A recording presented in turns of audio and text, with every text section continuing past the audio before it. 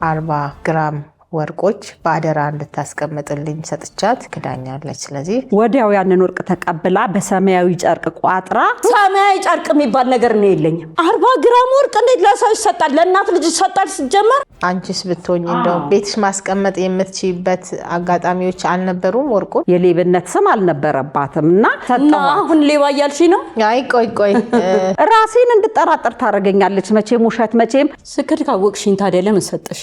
አሁን ወደ ሌላ እንትን ውስጥ አትግቡ። ካልጠጣም በጣጣም በገንዘቤ ነው ልጠጣ እንዴ? ማን ይከለክለኝ? አሁን ወርቁን ባደራ ተቀበልሻል አልተቀበልሽ? በብረት አይኔ ይቻለሁ።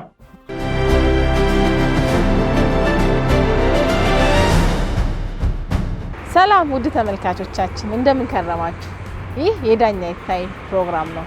ሳምንታዊ የሆነ የዳኛ ይታይ ፕሮግራም ይሄው ነው። ሰዓቱን ጠብቆ ወደ እናንተ የተለያዩ የህግ ፕሮግራሞችን እናንተን የውድ ተመልካቾቻችንን የንቃተ ህግ ከፍ የሚያደርግ በተለያዩ ዙሪያ የሚቀርቡ ፕሮግራሞችን ይዤላችሁ ቀርብ ያለው ይህንን ፕሮግራም ወደ እናንተ ይዤላችሁ የሚቀርበው እኔ ይታይ ጣሴ ሲሆን በሙያዬም ዳኛ ነኝ። በዚህ ፕሮግራም ላይ የምትመለከቱት ከሳሽ፣ ተከሳሽ፣ ምስክሮችን ወክለው የሚቀርቡት ተዋናዮች ናቸው። ክርክሩና ፍርዱ ምን ይመስላል አብረን የምንከታተለው ነው የሚሆነው። ተከተሉኝ። መልካም ቆይታ።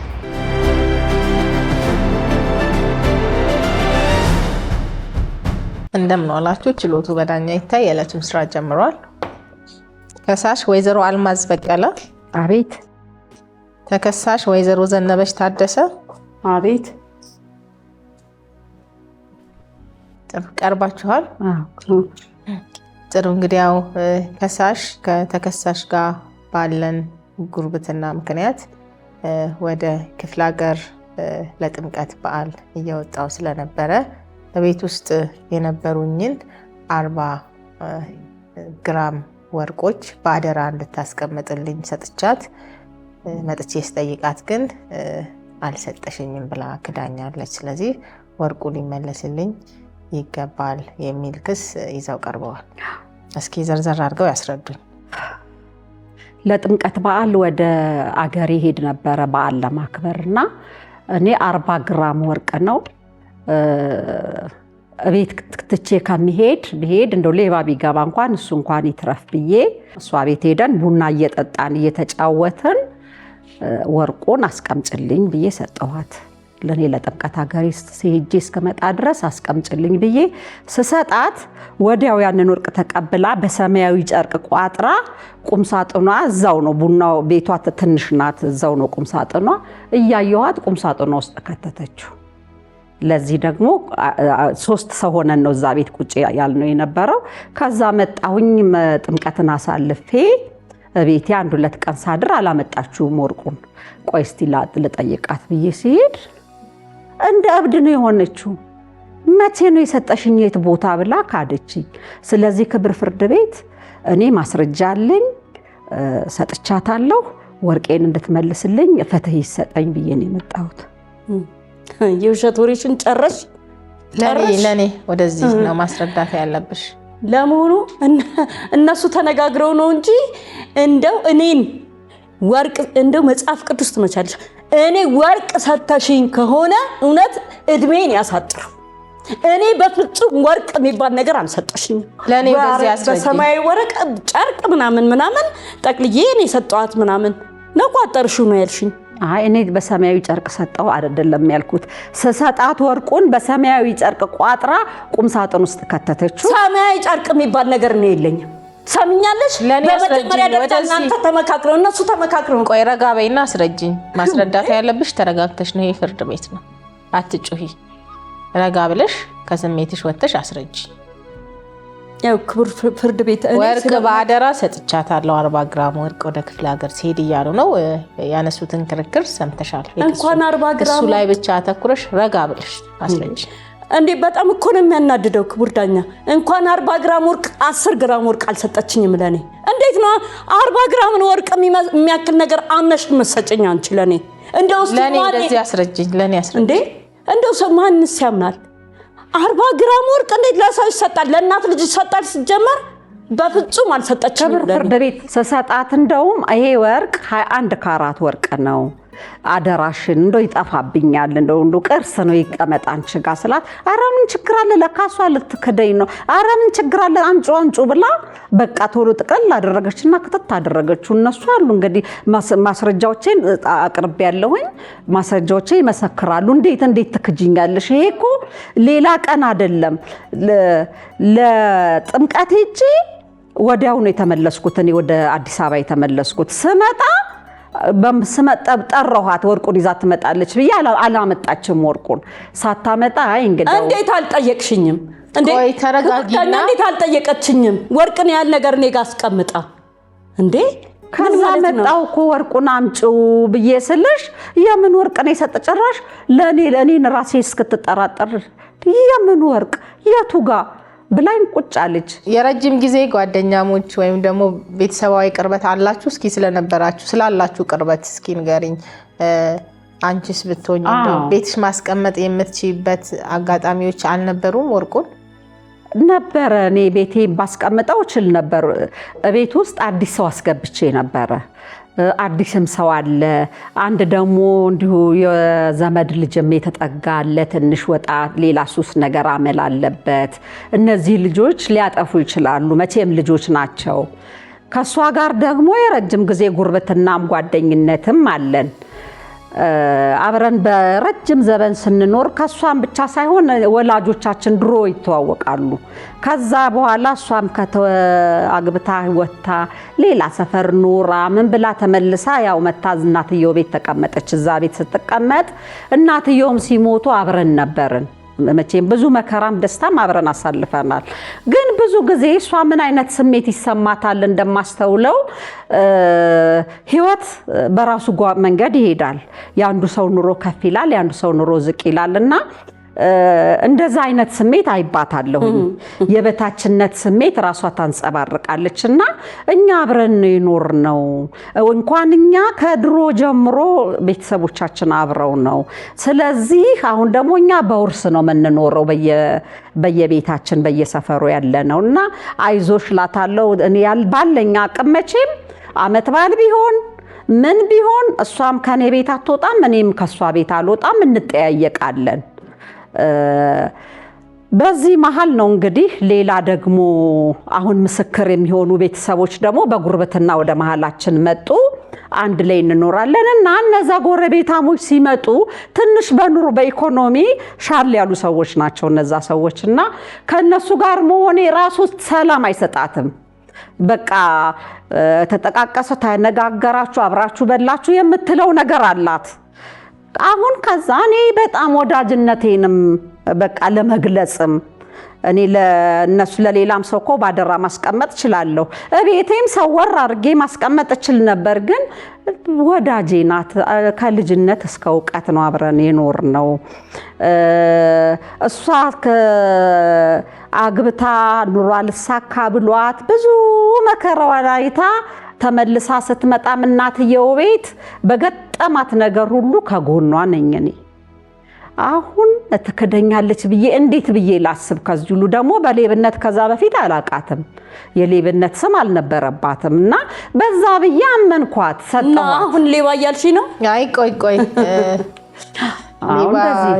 በሌብነት አትጠረጠርም ትንሽ የነገር እንደዚህ አሁን እንደዚህ እንደምትለው ነገር አታሲዝም አመሏ ነው ሰውየውን ባልየውም የፈታት በጣም ጨዋ ትዳር ነበር የገጠማት በዚሁ አመሏ ነው ሰውየውን ፈቶ ይጣላት ያው አሁን ወደ ግል ትዳሯ ሳይሆን ወደ ጉዳዩ ወርቁን እንዴት አድርገው ለሷ መስጠት እንደቻሉ እሱ ላይ ብቻ ነው አተኩረው ማስረዳት ያለበት ስለዚህ በነበረን መልካም ግንኙነትና መቀራረብ አምኛት ነው እሷ ጋር እንዲቀመጥ ያደረኩት ነው ያሉት አምኛት ነው አንደኛ ከሌላ ሰው ጋር ከእንደዚህ አዲስ ከመጡት ጎረቤቶቼ ጋር የገጠምኩ ስለ እኔ እነሱ ጋር ነበር ላስቀምጥ ያሰብኩት እሷኑ ይከፋታል አንዴ በቃን እኔ ደሃ ስለሆንኩ ነው እጅግር አላት ምን ድህነት አለባት እኔ ደግሞ መቼስ ምንም የቀረባት ነገር የለም እኔ ልጆቼ ከአሜሪካን ያላቸውን ነገር ሲልኩልኝ ከሷ ጋር ነው መካፈለው ከዚ እንዲህ ትላለችና ይሄ ስሜት ስላለባት አሁን ወርቁን ለነሱ አስቀምጡልኝ ብዬ ለአብሮኝ ለነበሩ አሁን በምስክርነት ለጠራዋቸው ሰዎች ልሰጥ አሰብኩኝና እኔ ድሃ ስለሆንኩ የሚል አፏ ላይ የተነቀሰ ቃል አለ። ደግሞ እንደዛ ትለኛለች አልኩና በእንቺ አስቀምጭልኝ ስላት እሺ ብላ እንደው ቅብላለችና የሆነ ጨርቃ ሰማያዊ ጨርቃ መጣች፣ ቁጥር አደረገች፣ ወደ ቁም ሳጥኗ ከተተች፣ ቁም ሳጥኗን ቆለፈች። ከዛ እኔም በሉ ተጫወትን። ቡና ፍልታ ነበር፣ ያንን ቡና ጠጣን። ተነስተን እኛ ሶስታችን አንድ ላይ ወጣን። ስመለስ ከለከለችኝ። ልክ አላቅም ስትለኝ እየሮጥኩኝ እነዛ ሰዎች ቤት ሄድኩኝ። አሁን ምስክር የምጠራቸው ሰዎች አነጋገሯት። ምንድን ነበር ምላሿ? ኧረ አልሰጠሽኝም። ደግሞ አንቺ አገር ቤት ልትሄጂ ስትይ መጀመሪያ እኔ ቤት መተሻል ወይ? ጭራሽ መተሻል ወይ? አገር ቤት ልትሄጂ ስትይ ደጄ ረግጠሻል ወይ? አልመጣሽም እኮ። ኧረ ለሌላ ሰው ሰተሽ ይሆናል። ራሴን እንድጠራጠር ታደርገኛለች። መቼም ውሸት መቼም ይቅርታ ይደረግልኝ ክብር ፍርድ ቤት ራሴን እስከምጠራጠር ድረስ እኔኑ ልታሳምነኝ። ኧረ ተሳስተሽ ይሆናል፣ ለሌላ ሰው ሰተሽ ይሆናል። በቃ ድንብርብርብር ታደርገኛለች። እንዴ ራሴን አልሳትኩ አሰብኩት እኔም እንዴ ብዬ ራሴ እስከማስብ ድረስ። ከዛ እነዛ ጎረቤቶቼ ጋር ሄጄ ኧረ እንደዚህ ያለችኝ ስላቸው እንዴ በዓይናችን አይተን ስትሰጫት ይሄ ወርቁን ሚዛኑን ባናቀውም ስትሰጫት አይተናል፣ እውነት አልተሳሳትሽም አሉኝ እንጂ ካድ ነው የምታረገው።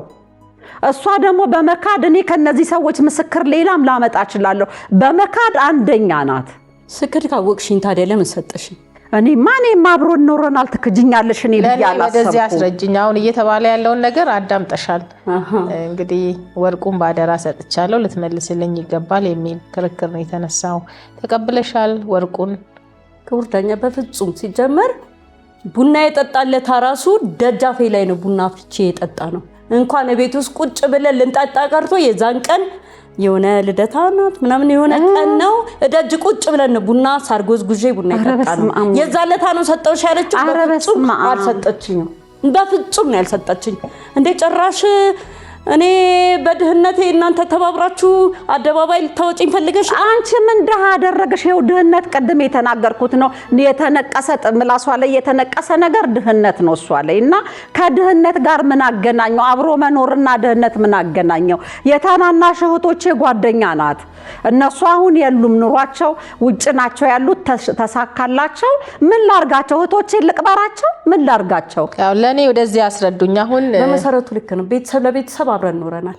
ምክንያቱም እናትና አባቶቻችን ጓደኛ ጎረቤት ነበሩ። ግን ቢሆንም እኔና እሷ ልክ ናት፣ እኩያ አይደለንም። ልጅ ማነው እህቶቿ ታናናሾቿ የኔ ጓደኞች ነበሩ። እድል ሆነና እኔ እዚህ ቀረው፣ እነሱ ወጡ። እኔ ደግሞ ስለነሱ መውጣት ደስተኛ ነኝ። ምክንያቱም እነሱ ይረዱኛል። አንቺ በማታውቂው መንገድ እነሱ ይረዱኛል። ታዲያ የረዳሽን ሰው ገንዘብ መውሰድ ነው እንዴ ያለብሽ? እሺ እኔ አንቺ ዝም ብዬ አዳምጥሽ። አሁን ወደ እኔ ብቻ ነው ስነ ስርዓት ያዙ። በቃ የእህቶቼን ስም አትጥሪ፣ ሌላውን ነገር ተናገሪ። ለኔ ነው ወደዚህ ማስረዳት ያለባችሁ። ክስና መልሳችሁ ላይ አተኩራችሁ ብቻ መልስ ስጡ። ወደ ሌላ ጉዳይ ውስጥ አትግቡ። እና ቤተሰብ ለቤተሰብ አንድ ላይ ነው የኖርነው። ደስታውንም ሀዘኑንም በዓሉንም ሁሉን ነገር አብረን አሳልፈናል። ልክ ነው። ግን እኔና እሷ እንደነበረው ፍቅራችን እኔን እንደዚህ መወንጀል አልነበረባት። ደግሞ ብትሰጠኝስ ከአንድ ሳር ቤት ላይ አንድ ሳር መምዘዝ ምን አለበት? ብተውልኝስ ደግሞ ሰጥታኝስ ቢሆን እንዲህ አደባባይ ከምታቆመኝ። እኔ ግን በፍጹም አልሰጠችኝም። የእሷን ወዳጅነት እሷ የምታረግልኝን አልክድም፣ ቤተሰቦቿ የሚያደርጉልኝንም አልክድም። እኔ ቤተሰቦቼ ሳያልፉ በፊት የነበረኝን አኗኗር አውቀዋለሁ። ቤተሰቦቻችን ጥሩ አኗኗር ነበር የሚኖሩት፣ ከነሱ ቤተሰብ ያልተናነሰ። ትናንትና የነሱ እህቶች ስለወጡ ነው እህቶቿ ስለወጡ ነው እንደዚህ የተለያየ ነው እንጂ ጥሩ አኗኗር ነበር የምንኖረው እኛ። እንግዲህ ባለቤትሽ የሚለው እኮ የፈታኋት የሆነ ትጠጣለች ነው የሚለው። አሁን ወደ ሌላው እንትን ውስጥ አትግቡ። አሁን እሱ ጉዳያችን ባደራ የሰጠውት ወርቅ ይመለስ ነው አይደለ? ለዚህ ወደ ነበረው የቀድሞ ህይወቷ፣ ትዳሯ፣ ቤተሰቧ ላይ አተኩረው አይደለም። በቃ እዛ ላይ ብቻ ጉዳያችን ላይ ብቻ አተኩራችሁ መልስ ስጡ። ይሄ ደግሞ ስም ማጥፋት ነው። እኔ ትኩረት አድርገሽ አልጠጣም፣ ሲጀመር አልጠጣም። እሱን ታዩና አልጠጣም፣ በፍጹም አልጠጣም። በጠጣም በገንዘቤ ነው ልጠጣ እንዴ? ማን ይከለክለኝ? አሁን ወርቁን ባደራ ተቀበልሻል አልተቀበልሽም? እሱ ላይ ብቻ ተኩረሽ መልስ ስጪ። ከዚህ በኋላ ሌላ ነገሮች ውስጥ እንዳትገቡ ቀጣቸዋለሁ። በፍጹም እኔ አልተቀበልኩም። የዛን ዕለታም ቢሆን ልክ ነው ጎረቤታችንን ጠርተን ቡና ጠጥተናል፣ አብረን ነበርን፣ እነሱም ነበሩ። በደስታ ነው ተሰነባብተን የተለያየ ነው። ከተራ ነው፣ በማግስቱ ከተራ ነው። እሷ ማታውኑ ተነስቼ ሄዳለሁ ብላ ነው የወጣችሁ። ስለዚህ የዛን ዕለት ሰጠውሽ አለችኝ። እኔ ደግሞ የዛን ዕለት እንዳልሰጠችኝ በጣም እርግጠኛ ነኝ 100%። ግን ያው ሰጥቻታለሁ ካለች እንግዲህ ምን ይደረጋል። እኔ ግን አልሰጠችኝ። ደግሞ እኮ የቆጠረችው ምስክሮች የኔ ምስክሮች ናቸው። እንዳልሰጠችኝ ያውቃሉ። አሁን በምስክርነት ሲቀርቡ እንደሚናገሩ እርግጠኛ ነኝ። ምክንያቱም አልሰጠችኝማ። የዛን ዕለት ደጅ ነው እንደነገርኳችሁ ቡና የጠጣ ነው ክቡር ዳኛ። እኔ ምንም አይነት ወርቅ አላየሁ። አረ ደጅ ቡና አልጠጣንም። እዛው ቤት ያለው ደጅና ምን አለው? ቤትሽ አንድ ክፍል አይደል? እንደዛችሁ ነው ሁሉ ነገር እዛው ቁም ሳጥን ነው። የምን ደጅ ነው? አንቺ ሀብታም አለ። ምስክሮች አሉን፣ ሊመሰክሩልን ይችላሉ። ከሳሽ የቆጠሩት ምስክሮችም የኔም ናቸው እያልሽ ነው? ጥሩ እንግዲህ ያው ክርክራችሁን አዳምጫለሁ። የምስክሮች ቃል መሰማቱ አስፈላጊ ሆኖ ስላገኘሁት የምስክሮች ቃል ይሰማል። የምስክሮችን ቃል እንሰማለን። እስከዛው አረፍ አረፍ በሉ።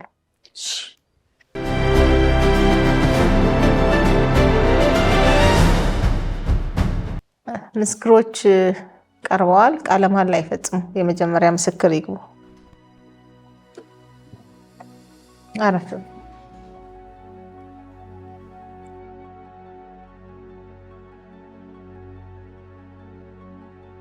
ስም ማን ልበል?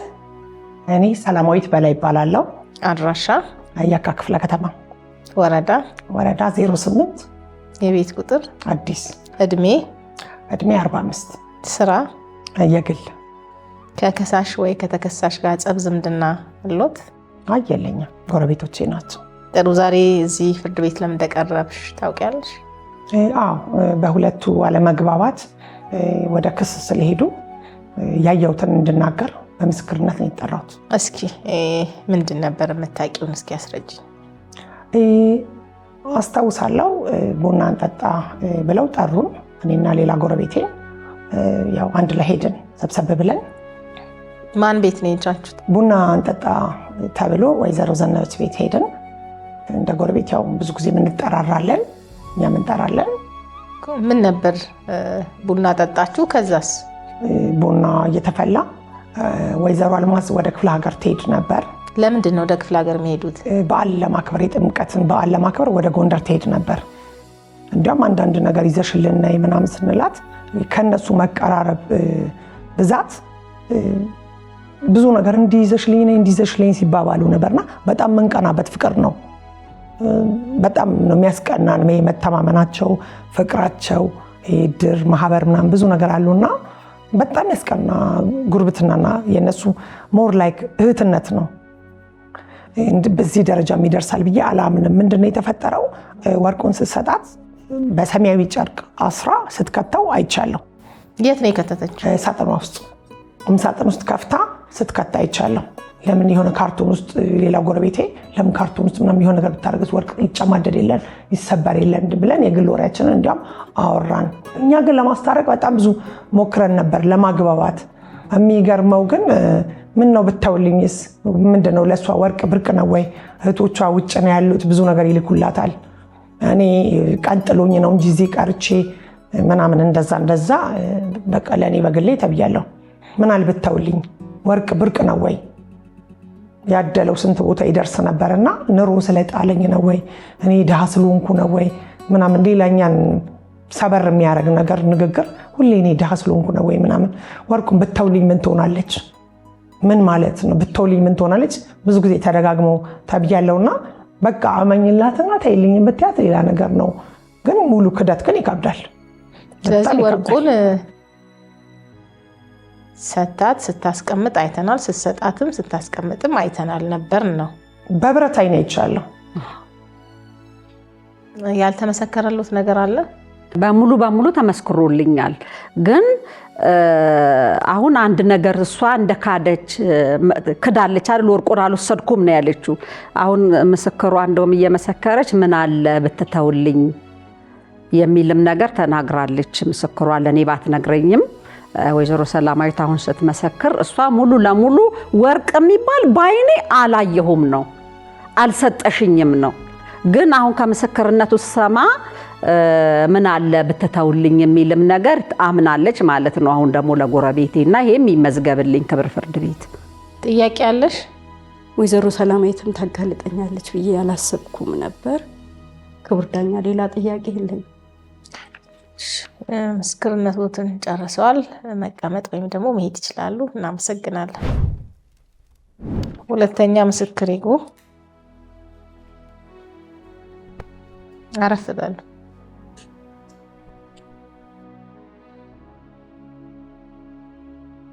ስሞትን ማን ልበል? አድማሱ ተፈራ።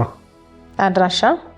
የካ ክፍለ ከተማ ወረዳ 8 የቤት ቁጥር አዲስ። እድሜ? እድሜ 58። ስራ የግል። ጥሩ። ከከሳሽ ወይ ከተከሳሽ ጋር ጸብ ዝምድና አሉት? ጸብም ዝምድናም የለም፣ ግን ጥሩ አብረን የምንኖር ጎረቤታሞች ነን። ጥሩ። ዛሬ እዚህ ፍርድ ቤት ለምን እንደቀረቡ ያውቃሉ? አዎ። እስኪ የሚያውቁትን ነገር ያስረዱ። ጥሩ።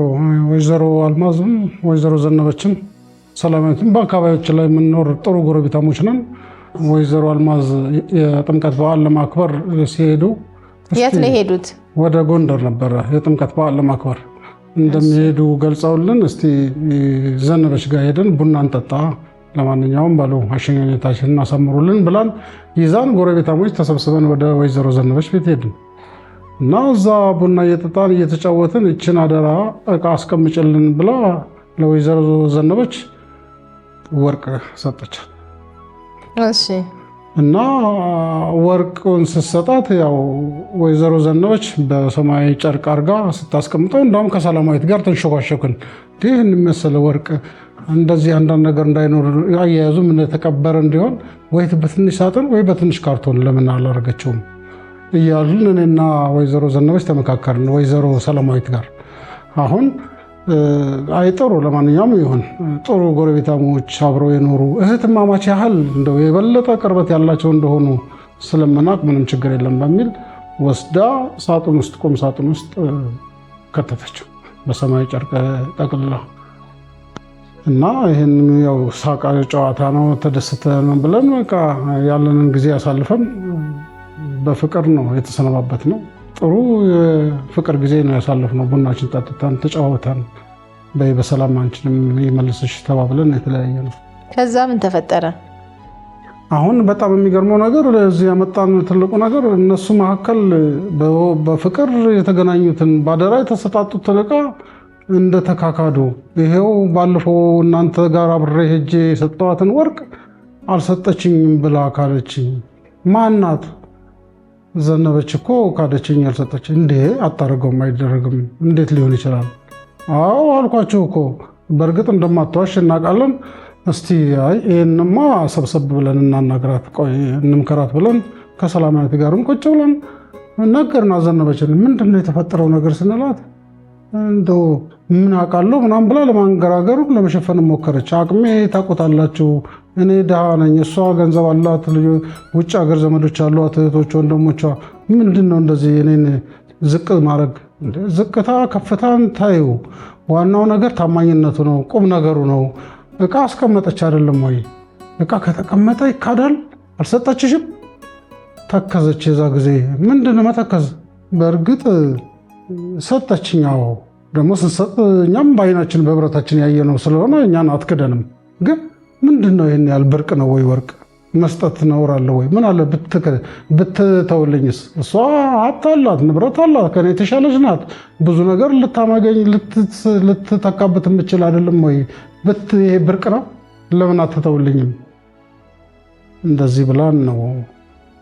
ስለዚህ ወርቁን ስትሰጣትና በሰማያዊ ጨርቅ ጠቅልላ በቁም ሳጥን ውስጥ ታስቀምጥ እኛም ነበር አይተናል።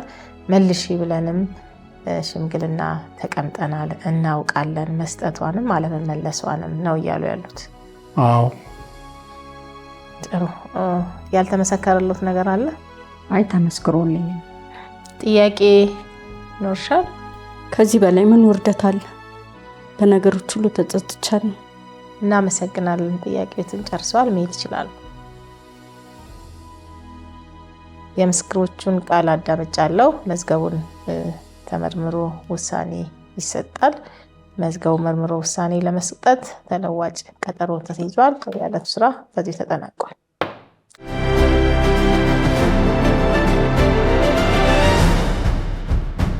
እንደምን ዋላችሁ። ችሎቱ በዳኛ ይታይ የዕለቱን ስራ ጀምሯል። ከሳሽ ወይዘሮ አልማዝ በቀለ፣ ተከሳሽ ወይዘሮ ዘነበች ታደሰ ቀርባቸዋል። ጥሩያው መዝገቡ የተቀጠረው መርምሮ ውሳኔ ለመስጠት ነው። ተመርምሮ ውሳኔ ተሰጥቷል። ውሳኔውን አነብላችኋለሁ። ከሳሽ ከተከሳሽ የወርቅ ሀብል በአደራ ሰጥተዋል ወይስ አልሰጡም የሚለውን ፍርድ ቤቱ መርምሯል። ተከሳሽ ወርቅ አልተቀበልኩም የሚል መከራከሪያ ቢያቀርቡም ፍርድ ቤቱ በቀረቡት ምስክሮች ቃል ባደረገው መጣራት ተከሳሽ ንብረቱን በአደራ መቀበላቸውንና በቁም ሳጥናቸው ውስጥ ማስቀመጣቸውን በዝርዝር አስረድተዋል። ችሎቱም ተረድቷል። ተከሳሽ ይህንን የሚያስተባብል ምንም አይነት ማስረጃ አላቀረቡም። በፍትሐብሔር ሕግ ቁጥር 2719 እና 27271 መሰረት አደራ ተቀባይ አደራ የተሰጠውን ዕቃ በተጠየቀበትና አደራ ሰጪው በጠየቀው ጊዜ ንብረቱን የመመለስ ግዴታ እንዳለበት ይደነግጋል። ስለሆነም ተከሳሽ 40 ግራም የሚመዝነውን ወርቅ ሀብል ለከሳሽ እንዲመልሱ፣ ንብረቱ ከጠፋ ደግሞ በወቅቱ ባለው የገበያ ዋጋ ተሰልቶ እንዲከፍሉ በማለት ፍርድ ቤቱ ወስኗል። ይግባኝ መብት ነው። ወጪና ኪሳራ ግራ ቀኛችሁ ተቻቻሉ። መዝገቡ ተዘግቷል። ወደ መዝገብ ቤት ይመለስ። የዕለቱ ስራ በዚሁ ተጠናቋል።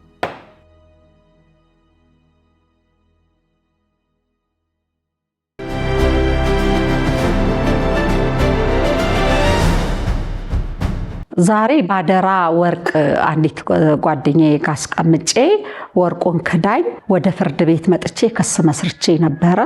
በመሰረትኩት ክስ የሕግን የበላይነት ምን ያህል ሕግ ለሰው ልጅ ጠቃሚ እንደሆነ የተረዳሁበት፣ ፍርድ ቤቱ ፍትህ እንዳገኝ ያደረገኝ ስለሆነ በጣም ተደስቻለሁ። ይኸውም ጉዳዩ ምንድነው? በጣም የምቀርባት የቅርብ ወዳጅ የሆነች ሴት ለጥምቀት ወደ ሀገር ቤት ልሄድ ጎንደር ደርሼ እስክመለስ ድረስ ይሄንን ወርቅ ባደራ አስቀምጭልኝ ብዬ በምስክር ፊት የሰጠኋት የቅርብ ያልኳት የራሴ ያልኳት በቃ እምወዳት ሰው ከማመኔ ብዛት እንደራሴ ከመቁጠሬ ብዛት ወስጄ ወርቁን ቤቷ ድረስ ራሴ በእጄን የሰጠኋት 40 ግራም ወርቅ ነው የሰጠኋት። ያን 40 ግራም ወርቅ በእምነት አንስቼ ለጓደኛዬ ናት አብረን ኖረናል ብዬ ሰጠኋት። ጓደኞች አሉ፣ 2 ጓደኞች በምስክር ፊት ድርቅ አለች። በቃ አይኔን ግንባር ያርገው አላየሁም አልሰጠሽኝም ብላ ስትከደኝ ደንግጬ እኔ ወደ ሕግ መጣሁኝ። እውነትም ሕግ ለካ እውነት ለሰው ልጅ በቃ ከእግዚአብሔር በታች የሚፈርድ እንደሆነ ዛሬ በእውነት በተግባር አይቻለሁኝና ከዚህ ህብረተሰቡ ሊማር የሚገባው ንብረትን፣ ገንዘብን፣ ማንኛውንም ነገር ለሰው በእምነት መስጠት እንግዲህ በእኛ በረጅም ጊዜ መተማመናችን መሀል የተፈጠረውን አይቶ ህብረተሰቡ ሊማር የሚገባው ንብረቱን ወይ አሁን ወርቄን ባንክ ማስቀመጥ እችላለሁ ወይ በጽሁፍ ወይ በፊርማ ብቻ በመተማመኛ ነገር ማድረግ ተጠያቂነት ሊያስከትል ከሚችለው አሁን ለኛ ከገጠመን ነገር መዳን ይቻላል። የሰው ልጅ መተማመን ያለበት በውል በሕግ ማድረግ ነውና እኔም እግዚአብሔር ይሄንን ወርቄን ዛሬ ሊያስመልስልኝ የቻለው በአጋጣሚ እነዛ ሰዎች ጎረቤቶቻችን አብረውን ስለነበሩ ነው እንጂ አላገኝም ነበረ። ደግሞ ሕግ በመኖሩ ነው እንጂ ያገኘሁት አላገኝም ነበርና ቅድመ ጥንቃቄ ማድረግ ያስፈልጋል። እኔ በጣም ነው የተማርኩት። ምክንያቱም ከኛ የበለጠ የሚተማመን ሰው የለም። እንደዛ ማምናት እንደራሴ ማቃት ሴት ይሄንን ሁሉ 40 ግራም ወርቅ ስትክደኝ ሲያስተዋልኩት ነገር በውል ሁሉ ነገር መከናወን እንዳለበት ነውና ህብረተሰቡ ከኔ ይማር፣ ይሄ ችግር እንዳይገጥመው። አመሰግናለሁ። በተደረገው ነገር ወይም እኔ ራሴ ባደረኩት ነገር በጣም ተጸጽቻለሁ። ምክንያቱም አምናኝ ወርቅን ያህል ነገር በጣም ብዙ ዋጋ የሚያወጣ ነገር ሰታኝ፣ እኔ ደግሞ ያው መቼም ጨክና ፍርድ ቤትም አሳልፋ ትሰጠኛለች ብዬም ስላላሰብኩ ገንዘቡም ስላሳሳኝ ራሴ መለወጥ ወይም ችግሬን ማባረር መስሎኝ ክደት ፈጽሜ ነበር። መታመን ለራስ ነው። ይህም በመካዴ እጅግ በጣም ጸጽቶኛል። አሁን በዚህ አጋጣሚ ብዙ ነገሮች በውስጤ አድረዋል። ምክንያቱም ውስጤ ተሰብሯል። አንደኛ ከአካባቢ ሰው መገለል እንደሆነ ተሰምቶኛል። ምክንያቱም ማንም ሌባን አይወደውም። አንገቴን ደፍቻለሁኝ። በጣም አዝኛለሁ። ባደረግኩት ድርጊት በሙሉ በቃ ተጸጽቻለሁኝ። እችን የመሰለች ጓደኛዬን ወይም ደግሞ የቤተሰብ አካሌን አጥቻለሁ። እህቶቿም ጓደኞቼ ናቸው። እነሱም ብዙ ነገር ይረዱኝ ነበር፣ ችግሬን ይጋሩኝ ነበር። ምንም በትዳሬ ባዝንም ቢከፋኝም እነሱ ብዙ ነገሮችን ይሸፍኑልኝ ነበር። ከዓመት በዓል ጀምሮ ችግር ሲደርስብኝ ሩጠው የሚደርሱልኝ እነሱ ነበሩ። ግን ይህን ነገር አጥቻለሁ። በእውነት በጣም ተጸጽቻለሁኝ። ከራሴ ጋር ስነጋገር አሁን አንገቴን ደፍቻለሁ። ምክንያቱም እንዴት ብዬ ከአካባቢው ሰው ጋር ተቀላቅዬ ማህበራዊ ኑሮ እንደመመራ ራሱ በጣም እየተሰማኝ ነው። በጣም አንገቴን ደፍቻለሁና በእግዚአብሔር በሚያውቀው ታላቅ ይቅርታ እንጠይቃለሁኝ። ምክንያቱም መታመን ነበረብኝ። ችግሬን መከራዬን በራሴ መወጣት ነበረብኝ። በሰው ገንዘብ ምንም አይነት ነገር እንደማልወጣው እንቅፋት እንደሆነ ተረድቻለሁና በዚህ አጋጣሚ ጓደኛዬንም ይቅርታ ጠይቃለሁ። ግን አንድ ደስ የሚለኝ ነገር አለ። ምንድነው? አፌ ይናገር እንጂ ልቤ አልተቀበለውም ነበር የወርቁም ማሸሼ። ግን አሁን ወርቁም አለ። በአካባቢ ሰው እንደ ሌባን በቁጥር አይጸጽተኝም። በሰው መሃል በሰው ፊት ወርቋን እመልስላታለሁ። አይምሬን ነፃ ቢያንስ አደርጋለሁ። ስለዚህ ያደረኩት ነገር በጣም ትልቅ ስህተት እንደሆነ ተረድቻለሁ። ፍርድ ቤቱም ደግሞ ትክክለኛ ፍርድ ነው የፈረደው። ጓደኞቼም ጎረቤቶቼም ቢሆኑ ትክክለኛ ነገር የተናገሩት አይምሯቸው አይከሳቸውም፣ አይቆረቁራቸውም። ስለዚህ ትክክለኛውን ነገር ስለተናገሩ በዚህ አጋጣሚ እነሱንም አመሰግናለሁ። እኔ ላጠፋሁት ጥፋት በጣም ይቅርታ ጠይቃለሁ። አመሰግናለሁ። ውድ ተመልካቾቻችን ችሎቱ እንደተመለከታችሁት ነው። ከዛሬው የችሎት ውሎ የምንማረው ትልቁ ቁም ነገር አደራ በቃላት መካከል የሚቀበር ሚስጥር ሳይሆን በሕግ ፊትም የሚጠየቁበት ከባድ ኃላፊነት መሆኑን ነው። በፍትሐብሔር ሕጋችን መሰረት አንድ ሰው የሌላውን ሰው ንብረት በአደራ ሲረከብ ያንን ንብረት በታማኝነት የመጠበቅና ባለቤቱ ሲጠይቅ የመመለስ ግዴታ አለበት። ጓደኝነትን እንደ ሽፋን በመጠቀም የሰውን ንብረት አልተቀበልኩም ብሎ መካድ የሕግ ተጠያቂነትን ብቻ ሳይሆን የማህበራዊ ትስስራችንን መሰረት የሚንድ ተግባር ነው። ታማኝነት የሕግ ግዴታ ብቻ ሳይሆን የሰውነትም መለኪያ ነው የሚለው የዕለቱ መልእክቴ ነው። ውድ ተመልካቾቻችን እንዲቀርብላችሁ የምትፈልጉት የሕግ ጉዳይ ካለ እንደተለመደው በኮሜንት አሳውቁኝ። ሳምንት በሌላ ፕሮግራም እስከምንገናኝ መልካም ሳምንት።